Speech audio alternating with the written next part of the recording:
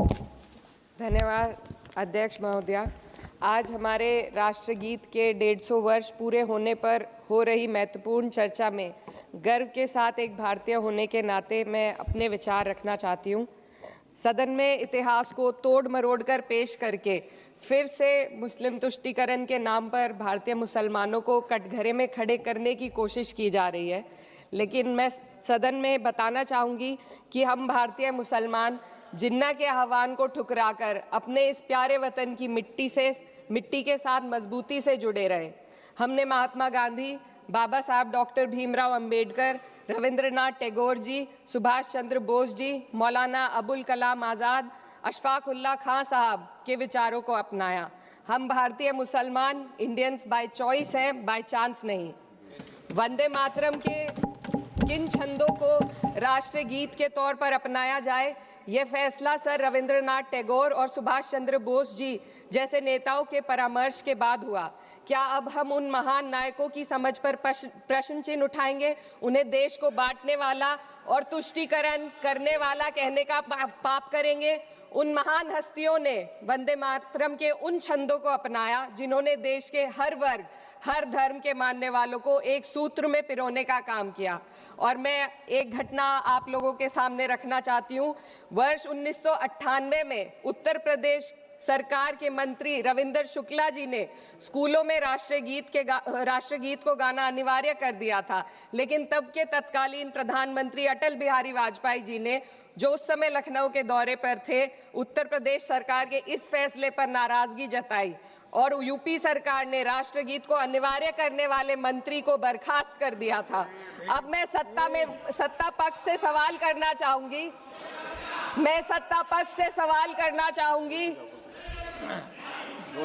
बोलने दीजिए। मैं सत्ता पक्ष से सवाल करना चाहूंगी कि जो विजन आजादी के समय के लोगों का था राष्ट्रगीत को स्वेच्छा पर छोड़ने का, उसी का अनुसरण माननीय अटल बिहारी वाजपेयी जी ने किया, तो क्या वे भी मुस्लिम तुष्टीकरण कर रहे थे? जी नहीं। अटल बिहारी वाजपेयी जी राजधर्म निभा रहे थे। देश में सब धर्मों को एक साथ लाना, सबके जज्बात का एहसास करना ही सबसे बड़ा राष्ट्रवाद है। माननीय अध्यक्ष महोदया, आज हमें वंदे मातरम के असली भाव को समझना जरूरी है। यह गीत तो देश के जल, जंगल, जमीन, हरियाली और निर्मल हवा की वंदना को समर्पित है। यह भारत की जन जन की मंगल कामना करता है कि भारत का हर नागरिक स्वस्थ रहे, सुरक्षित रहे और सम्मान के साथ जी सके। सुजलाम सुफलाम का अर्थ है, सुनिए, ऐसा देश जहां स्वच्छ और पर्याप्त जल हो, जहां नदियां जिंदा हो, बहती हो, जीवन देती हो। अध्यक्ष महोदय, लेकिन अब जरा यमुना का हाल देखिए।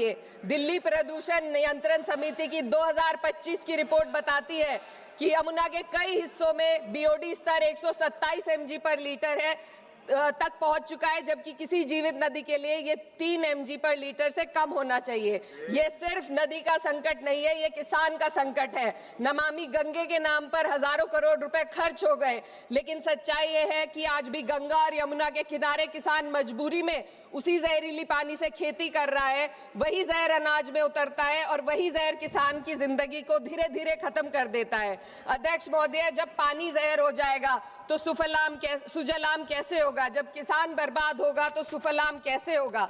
मलयज शीतलम, मलय का अर्थ है मलय पर्वत से बहने वाली ठंडी, सुगंधित, चंदन जैसी हवा जो जीवन देती है, बीमारी नहीं। आज मैं इस सदन से पूछना चाहती हूँ, क्या आज के भारत की हवा मलयज शीतलम है? नहीं अध्यक्ष जी, बस संसद से बाहर कदम रखिए, एक गहरी सांस लीजिए। ये चंदन की महक नहीं, ये जहर है जो आपके हमारे फेफड़ों में उतर रहा है। दुनिया के 20 सबसे प्रदूषित शहरों में से 13 भारत में है। दिल्ली की हवा में सांस लेना मानो रोज 20 सिगरेट पीने जैसा हो। भारत हर साल सर्दियों में जहरीली हवा के प्रकोप में घिर जाता है। AQI गंभीर स्तर पर आ जाता है। ठंडी हवा का सपना अब गैस चेंबर की हकीकत बन चुका है। हम वो देश हैं जहां सरकार प्रकृति पर बने गीत का मान मर्दन तो करती है, पर उसी प्रकृति, जंगल, हवा, पेड़ को बचाने वाले कानूनों को धीरे धीरे खुद ही खत्म कर रही है। ये है आज के हमारे मलयज शीतलम की अफसोसजनक सच्चाई। अगर हम हवा को साफ नहीं कर पाए तो न सुजलाम बचेगा न सुफलाम बचेगा। माननीय अध्यक्ष महोदया, सस्य श्यामलम का अर्थ है ऐसा देश जहां उपजाऊ जमीन हो, जहां खेत फसल से भरे हो और किसान कर्ज और निराशा में न डूबा हो। आज किसान सिर्फ मौसम से नहीं लड़ रहा, वह प्रदूषण, नीतियों की बेरुखी और सिस्टम की नाइंसाफी से लड़ रहा है। एक तरफ कॉरपोरेट के लोन माफ होते हैं, दूसरी तरफ किसान को उसकी वाजिब एमएसपी भी नहीं मिल पाती है।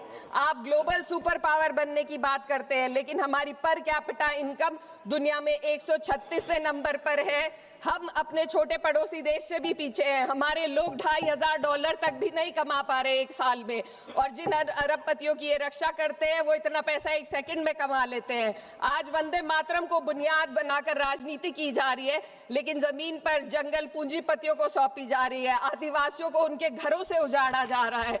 मातरम में जो मात्रा माता है वे सिर्फ मातृभूमि की वंदना नहीं, वे इस धरती की हर नारी, वे इस देश की हर बेटी, हर महिला के सम्मान की बात भी करता है। लेकिन आंकड़े अगर आप देखेंगे, एनसीआरबी की हाल की रिपोर्ट के अनुसार, मैम जसवंत के अनुसार देश में हर वर्ष लगभग 30,000 से अधिक बलात्कार हो रहे हैं, यानी एक दिन में 80 से अधिक महिलाएं यौन हिंसा का शिकार होती हैं। और ये सिर्फ दर्ज मामले हैं। जब जम्मू कश्मीर की एक बच्ची हिंसक अत्याचार का शिकार होती है, जब सत्ता से जुड़े लोगों पर आरोप लगते हैं और कार्रवाई वर्षों लटक जाती है, जब उन्नाव की पीड़िता लखनऊ के दरबार में इंसाफ को लेकर अपनी जान देने पर आमादा होती है, जब बिल्किस बानो के अपराधियों का सरकार के लोग द्वारा स्वागत किया जाता है, तो ये घटनाएं वंदे मातरम की आत्मा पर चोट पहुंचाती है। मैं अध्यक्ष महोदया बस यही कहना चाहती हूँ अपनी बात को अंत में रखते हुए कि वंदे मातरम सिर्फ अतीत की ललकार नहीं, ये वर्तमान की जिम्मेदारी है, ये आत्मा मंथन की घड़ी है। यही समय है कि हम वंदे मातरम को सिर्फ नारा नहीं, नीति और जिम्मेदारी बनाएं। और अपने जज्बात को मैं आलमा इकबाल साहब के तराना-ए-हिंद के साथ इस सदन में रखना चाहती हूँ कि सारे जहां से अच्छा हिंदुस्तान हमारा, हम बुलबुले हैं इसके, ये गुलसिता हमारा, मजहब नहीं सिखाता आपस में बैर रखना, हिंदी है हम, वतन है हिंदुस्तान हमारा। श्रीमती लवली आनंद।